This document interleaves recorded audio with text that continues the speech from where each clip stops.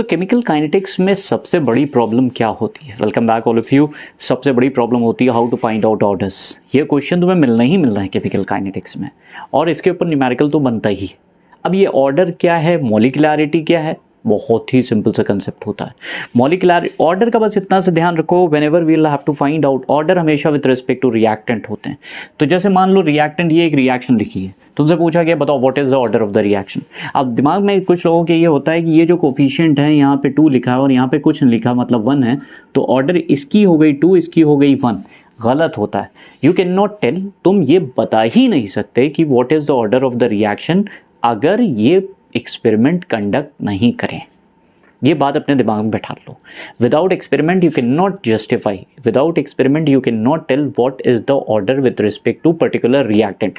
Reactant की ही orders होती, तो ए की ऑर्डर निकलेगी, बी की ऑर्डर निकलेगी। कैसे निकलती है ये देखो। सबसे पहला काम, तुम्हारे सामने एक रिएक्शन होगी, कुछ ये एक्सपेरिमेंट लिखे होते हैं। देखो एक्सपेरिमेंट 1 के हिसाब से ए का कॉन्सेंट्रेशन इतना, बी का इतना लिया है और ये रेट आ गया। कॉन्सेंट्रेशन हमेशा किस टर्म में नापे जाएंगे? मोलारिटी के टर्म पे। ध्यान से सुनते रहना। स्टार्ट करने से पहले एक चीज़ अपने दिमाग में ज़रूर बैठा लो, और वो चीज़ ये है कि सबसे पहली चीज़ सब्सक्राइब कर लो। अगर नहीं करा है तो आने वाले टाइम पे वीडियोस मिलेंगे, वो हेल्पफुल हो जाएंगे। लेकिन उससे भी इंपॉर्टेंट बात, नोटिफिकेशन का बेल ज़रूर प्रेस करो और उसमें ऑल ज़रूर दबाओ। क्या होता है कि तुम्हें वीडियोस तो मिलते हैं लेकिन उस तक की पहुंच ही नहीं पाते। क्या फ़ायदा? पढ़ाई करने से ऐसे थोड़ी ना होता है। या तो देखो ही ना वीडियो, अगर देखना है तो कम से कम पूरी तरह से ईमानदारी से देखो। तो पेन और कॉपी लेकर बैठो। बहुत सिंपल सी टेक्निक सिखाने जा रहा हूँ, वो टेक्निक्स बहुत ज़्यादा हेल्पफुल है, खास करके ऐसे एक्सपेरिमेंट्स के लिए। एक चीज़ पहले जस्टिफाई करने के लिए अपनी बात को समझ लो।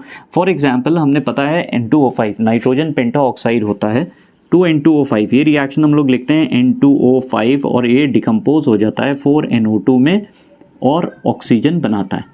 अब यहाँ से देख के हम बता सकते हैं, देखो मॉलिक्युलैरिटी, और तुम्हें ध्यान समझना इस पॉइंट को, पेन और कॉपी लेके बैठो, ये बहुत ही इंपॉर्टेंट कंसेप्ट है। सबसे इंपॉर्टेंट चीज़ ये है कि वो पूछा जाता है what is the difference between molecularity and order. तो मॉलिक्युलैरिटी ऑर्डर में क्या डिफरेंस होता है समझना। ये रिएक्शन को देख रहे हो, जो बैलेंस्ड रिएक्शन होती, बैलेंस्ड रिएक्शन, उसमें रिएक्टेंट का जो कोफिशिएंट होता है, ये बैलेंस्ड रिएक्शन है, इसमें रिएक्टेंट का कोफिशिएंट देख रहे हो कितना आ रहा है? 2 आ रहा है। तो यही हमारा क्या है? मॉलिक्युलैरिटी। बैलेंस्ड इक्वेशन देख के ही तुमने बता दिया मॉलिक्युलैरिटी। अगर तुमसे पूछा जाए what is the order of the reaction, तो तुम नहीं बताओगे। तुम्हें जब तक कि डेटा बता ना दे, तुम्हें ये एक्सपेरिमेंट या किसी बुक में लिखा हुआ कि हाँ एक्सपेरिमेंट करने के बाद, जैसे इस केस में हमें पता है N2O5 की जो ऑर्डर आ रहा है वो आ रहा है 1। अब ये ऑर्डर सर कैसे पता चला? ये तब पता चलता है जब हम एक्सपेरिमेंट करते हैं। एक्सपेरिमेंट कैसे करते हैं? ये बढ़िया सा एग्जांपल नाइट्रोजन पेंटाऑक्साइड का, जिसमें मॉलिक्युलैरिटी 2 आ रही, कोफिशिएंट जो होता है उसी को देखा जाता है। लेकिन ऑर्डर के लिए हमें क्या निकालना पड़ता है? एक्सपेरिमेंट। तो एक्सपेरिमेंट कैसे? ये तुम्हारे सामने एक्सपेरिमेंट लिखे हैं, हम लोग इन्हीं एक्सपेरिमेंट को सॉल्व करके, सॉल्व चुटकियों में होता है भाई, ये बड़े अच्छे एग्जाम्पल्स होते हैं। तो नोटिफिकेशन बेल को ज़रूर दबाओ। स्टार्ट करते हैं। सबसे पहला काम, सबसे पहले जो भी रिएक्शन दी हो तुम्हें उसके लिए क्या मानना है? ऑर्डर या रेट लॉ। रेट लॉ का मतलब होता है कि एक्सपेरिमेंट कर रहे हैं हम, एक्सपेरिमेंट कर रहे हैं और उसमें ये ऑर्डर आई होगी। लेट, तो अजम्पशन लिया जाता है, let the order with respect to, let the order with respect to, WRT लिख दे रहे हैं ताकि आसान हो, with respect to A B P and B B Q। ये हमने ऑर्डर मान ली किसकी? A की ऑर्डर मानी P और B की ऑर्डर मानी Q। तो इसकी वजह से हमारा रेट लॉ, रेट लॉ का मतलब होता है रेट इक्वेशन, रेट लॉ का मतलब होता है एक्सपेरिमेंटली डिटरमाइंड वैल्यूज। तो रेट लॉ जो हमारा आ रहा है, रेट लॉ तभी हम लिख सकते हैं जब हमें ऑर्डर पता हो। तो इस केस में हमें ऑर्डर पता चल गई है, P और Q है, कि A की ऑर्डर कितनी आ रही? P, और B की ऑर्डर आ रही कितनी? Q। बस अब ये यहाँ तक कि हमारा खेल हुआ। उसके बाद देखो कितनी आसान चीज़ें हैं, मज़ा आ जाएगी। क्या करना है? तुम्हारे सामने एक्सपेरिमेंट्स खूब ढेर सारे लगे होते हैं, तुम्हें 2 एक्सपेरिमेंट सेलेक्ट करने हैं। कौन से 2 एक्सपेरिमेंट? ऐसे एक्सपेरिमेंट सेलेक्ट करने हैं जिसमें या तो A की वैल्यू कांस्टेंट हो या B की। जैसे मान लो हमने सेकंड और थर्ड एक्सपेरिमेंट उठाया, क्यों? क्योंकि A का कॉन्सेंट्रेशन दोनों में सेम है, और अगर तुम चाहो तो B का कॉन्सेंट्रेशन उठाना है तो 1 और 4 को उठाओ, क्योंकि 1 और 4 एक्सपेरिमेंट में B का कॉन्सेंट्रेशन सेम लिया गया है। क्यों ऐसा करते हैं अभी तुम्हें पता चलेगा। दूसरी इंपॉर्टेंट चीज़, चलो हम यहीं से अपना एक्सपेरिमेंट 2 और 3 सिलेक्ट करते हैं। सेकंड और थर्ड को जब तुम सिलेक्ट करोगे तो ये भी वैल्यूज चेक करो कि जो रेट है वो किसका ज़्यादा आ रहा है। जैसे 10⁻³ है और ये 10⁻² है, तो साफ साफ हम कह सकते हैं थर्ड वाले एक्सपेरिमेंट का रेट ज़्यादा आ रहा है। क्यों ऐसा कर रहे हैं ये भी अभी हम बता रहे हैं। एक्सपेरिमेंट नंबर 3 के हिसाब से जो हमारी रेट लॉ आया वो क्या आया, रेट लॉ लिखो, आर कितना होगा इसका, आर थर्ड एक्सपेरिमेंट का हम लिखना है, तो थर्ड एक्सपेरिमेंट का रेट आ रहा है 2.88 इंटू 10 टू द पावर -2 और के की वैल्यू लिख दी, ए का कॉन्सेंट्रेशन कितना दिया है यहाँ से चेक करो 0.3, ये 0.3 लिख दिया, इसकी ऑर्डर कितनी मानी है पी, और दूसरी चीज़ है हमारा बी का कॉन्सेंट्रेशन जो वैल्यू आ रही 0.4 और इसकी ऑर्डर हमने क्या मानी है क्यू। ये हो गया कौन सा experiment, experiment number 3। Experiment number दूसरा हम जो सिलेक्ट कर रहे हैं क्योंकि दोनों ऑर्डर ए की वैल्यू सेम लिखनी है, सेकेंड एक्सपेरिमेंट को हम सिलेक्ट कर रहे हैं, उसकी वैल्यू कितनी दी है 7.2 into 10 to the power -3 is equal to K, इसका कॉन्सेंट्रेशन लिखो 0.3 दिया हुआ है पी, और यहाँ से हमारे पास इसकी वैल्यू जो दी है सेकेंड एक्सपेरिमेंट में वो 0.2 दी है क्यू। देखो ऐसा करने से हमें क्या फ़ायदा मिल रहा है, अब हमें क्या करना है, एक्सपेरिमेंट 3 को 2 से डिवाइड कर दो, यहाँ पे हम सीधे सीधे लिखे दे रहे हैं क्योंकि पूरी चीज़ें लिखी हुई हैं मेरे लिए आसान हो जाएगा, बोर्ड में जगह कम है। एक्सपेरिमेंट थर्ड को हम डिवाइड कर दे रहे हैं एक्सपेरिमेंट 2 से। अब पूछो ऐसा क्यों करा, ये पॉइंट इंपॉर्टेंट है, क्यों कर रहे हैं, अरे भाई कैलकुलेशन भी तो आसान करनी है ना, ऐसा थोड़ी ना तुम्हें कंसेप्ट आता है, तुम्हें कैलकुलेशन भी तो आसान करनी है। देखो जब हम डिवाइड करेंगे इस चीज़ को तो यहीं से भाई थोड़ा सा आप हेल्पफुल रखना, क्योंकि इस चीज़ को पहले हम आसान कर देना है, 10 टू द पावर -3 ऊपर गया तो वैल्यू ये 7 4 कट जाएगा करके देख लेना, क्यों 10 टू द पावर -3 ऊपर गया, ऊपर बचा 28.8 डिवाइडेड बाय 7.2, इतनी तो मैथमेटिक्स आती ही होगी ना, तो ये हो गया 4, के से के कैंसिल हो जाएगा, ये 4 वैल्यू हम इधर लिखे दे रहे हैं के, क्योंकि यहाँ बेसिस सेम है तो हम एक साथ इनको लिख सकते हैं 0.3 और इनकी पावर हमने क्या मानी है p, और यहाँ पे 0.4 डिवाइडेड बाय 0.2 इसकी वैल्यू कितनी मानी है q। अब देखो ये कट के कितनी वैल्यू आ जाएगी 1, और तुम्हें पता है ये चीज़ कि k इसकी वैल्यू 1 आ गई, 1 की पावर कितनी p, और यहाँ पे आ रही 0.2 डिवाइडेड बाय 0.4 तो ये वैल्यू आ गई कितनी 2, और ये वैल्यू q। अब ध्यान से देखो 1 की पावर p, दुनिया में कोई भी पावर 1 की ले लो तो वैल्यू कितनी आती है इन्फिनिटी, गलत, 1 की अगर कोई भी पावर लो, कोई भी 1 2 3 4 5 6 हमेशा वैल्यू कितनी आएगी 1, इसलिए ये मैटर नहीं करेगा हमारे लिए, तो हम इसको वैल्यू को 1 ही माने ले रहे हैं। यहाँ से हटा के 4 इज इक्वल टू हमारी वैल्यू आ गई।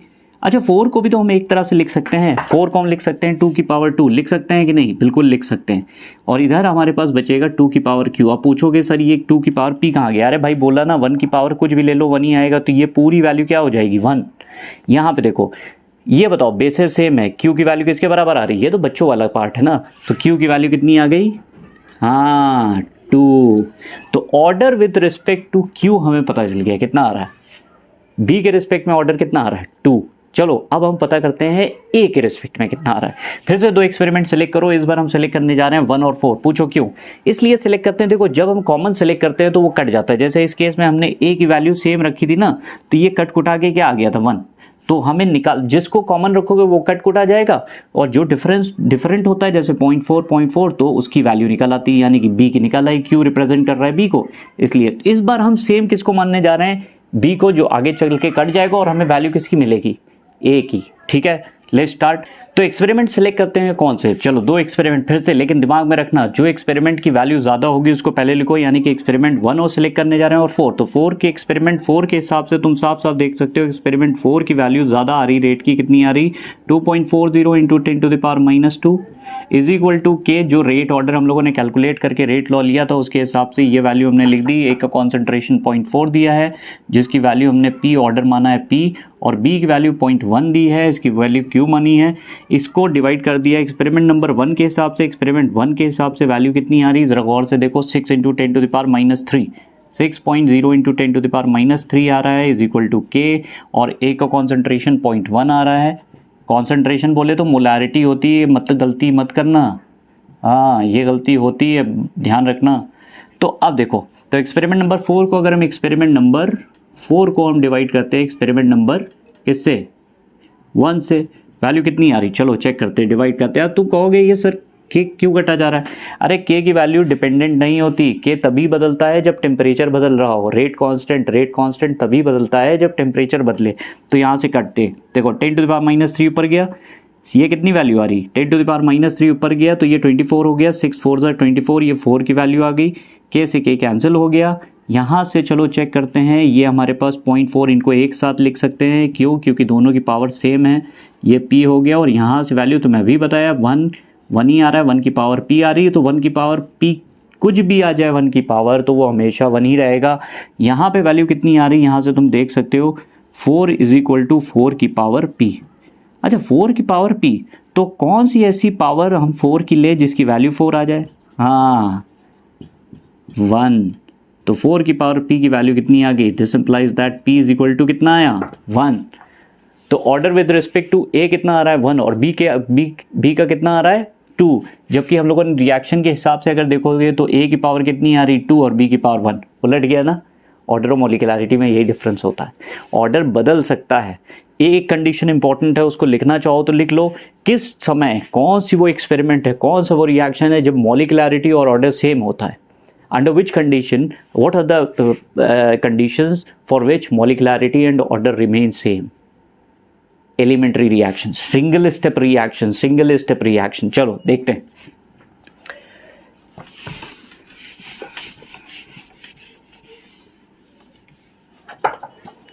तो सिंगल स्टेप रिएक्शन के लिए, यानी कि एलिमेंट्री रिएक्शन के लिए ऑर्डर्स और मॉलिक्यूलरिटी सेम होंगी, ये दिमाग में बैठा लो। ये देखो हम लोगों ने इसका ऑर्डर रेट लॉ माना था, R = let the rate law be K = P की पावर, हमने A की पावर कितनी मानी थी? ऑर्डर P, और B की ऑर्डर मानी थी क्या? Q। तो हमने देख लिया था कि हमारा जो रेट लॉ निकल के आ रहा है वो R = K, A का पावर कितना आ रहा है? A के ऑर्डर कितना आ रहा है? 1, और B का ऑर्डर कितना आ रहा था? 2। देखो ये आ गया, यानी कि ओवरऑल ऑर्डर हमेशा रिएक्टेंट्स की होती है, तो ओवरऑल ऑर्डर 1 + 2 कितना आया? 3। ओवरऑल ऑर्डर आ रहा है 3। ठीक है, अब यहाँ से क्वेश्चन कई बार पूछते हैं, कैलकुलेट द रेट कांस्टेंट। अब ऐसे क्वेश्चंस निकालने के लिए तुम्हें कुछ नहीं करना पड़ता, तो तुमने रेट लॉ पता कर लिया है, तुमने orders with respect to A और B पता कर लिया है, अब बस बचा रेट कांस्टेंट क्या होगा। बहुत सिंपल सा तरीका है, एक बार तुम्हारे पास ये वैल्यूज़ पता चल गई, तुम कोई भी इनमें से एक्सपेरिमेंट सेलेक्ट कर लो, जो तुम्हें अच्छा लग रहा हो वो एक्सपेरिमेंट सेलेक्ट करो, जो एक्सपेरिमेंट तुम्हें अच्छा लग रहा हो वो सिलेक्ट करो। मान लो हमने उठा लिया अपनी आसानी के लिए एक्सपेरिमेंट नंबर 1, तुम B उठा सकते हो, तुम 3 उठा सकते हो, 4, कुछ भी उठा लो, तुम्हें K की वैल्यू मिल जाएगी। कैसे? एक्सपेरिमेंट 1 के हिसाब से हमारे पास जो K की वैल्यू है वो कितनी है? 6 × 10⁻, रखो 6 × 10⁻³ तुमने रखा, तुमने K की वैल्यू रखी, एक का कॉन्सेंट्रेशन 0.1 दिया है, तो ये 1 ले लिया, इसकी पावर 1 है, और B का कॉन्सेंट्रेशन हमने 0.1 लिया है जिसकी ऑर्डर 2 है, तो क्या K नहीं निकल सकता? निकल तो आया। तो K कितना आया? चलो देख लेते हैं भाई, 6 × 10⁻³ नीचे हमने क्या भेजा? 0.1 भेजा, फिर 0.1 भेजा, ये 2 बार लिख दो, अपनी आसानी के लिए सारी चीज़ें करनी पड़ती हैं, याद रखो। तो ऊपर की ओर वैल्यू जो आएगी वो आएगी 6 × 10⁻³ और ऊपर यहाँ से डेसिमल हटाओगे, एक बार 10 लगाओगे, फिर डेसिमल हटाओगे, फिर 10 लगाओगे, फिर डेसिमल हटाओगे, फिर 10 लगाओगे, तो 10⁻³ × 10⁻³ वैल्यू कितनी आ गई? 6। यूनिट याद रखना, यूनिट क्या होगी ये इंपॉर्टेंट होता है ऑर्डर के लिए। देखो वैसे तो हमें ये पता चल रहा है ये थर्ड ऑर्डर रिएक्शन है, तो यूनिट निकालने का एक तरीका, लिखो पेन पे, पेन और पेंसिल लेके बैठा करो, इंपॉर्टेंट नोट्स हैं, बहुत ही इंपॉर्टेंट। किसी भी यूनिट को पता करना है, third order, second order, first order, हमेशा K का जो यूनिट फॉर्मूला होता है वो होता है मोल पर लीटर, 1 - N = पर सेकेंड, ये अलग से लिखा जाता है। 1 - N लिखने का मतलब है अगर 0 ऑर्डर है तो ये हो जाएगा मोल पर लीटर पर सेकेंड, अगर फर्स्ट ऑर्डर होगा तो ये 1 - 1 क्या हो जाएगा? 0, और 0 का मतलब 1 पर सेकेंड। यूनिट हमेशा टाइम की, फर्स्ट ऑर्डर की यूनिट्स हमेशा सेकेंड यूनिट्स टाइम में आता है, यानी कि पर सेकेंड हो सकता है, पर मिनट हो सकता है, पर ईयर हो सकता है, कभी भी मोल पर लीटर नहीं आएगा।